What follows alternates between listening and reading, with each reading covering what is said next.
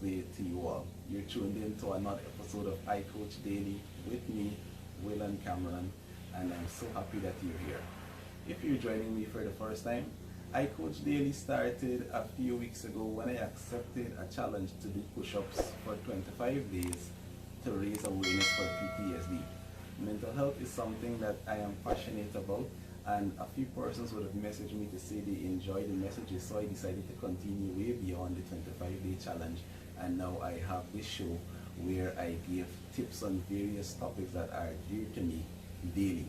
Today I want to talk about cyberbullying, and more specifically to my sports friends and sports fans. Now this is something I discovered that I was guilty of and I used to do a whole lot, and to be honest I only realized it a short while ago as I was watching a documentary on the Leeds United Football Club named Take Us Home Leeds United. And if you're a sports fan, and more specifically a football fan, and more specifically a Premier League fan, you should check out that documentary, Take Us Home Leeds United.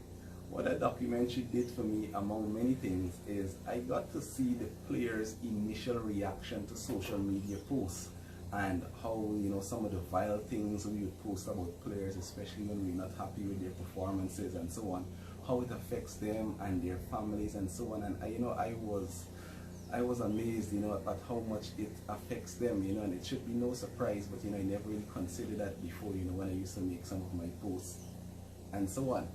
And you usually see the NBA players and so on try to brush it off and make it look as though it is nothing, but it's really something to them, so we ought to be mindful of how we express our frustration and our anger to these players. They are human too, right?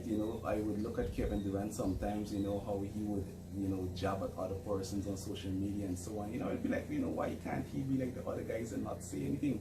But then now that I realize that he's just venting his frustration in another form than they choose to. So it makes me realize that we ought to be mindful of the things we say about these players, and we ought to remember that they are human too and they have families.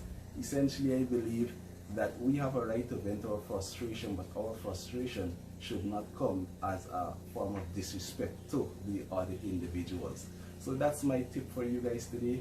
I hope you would have enjoyed it, and I hope it's something to consider.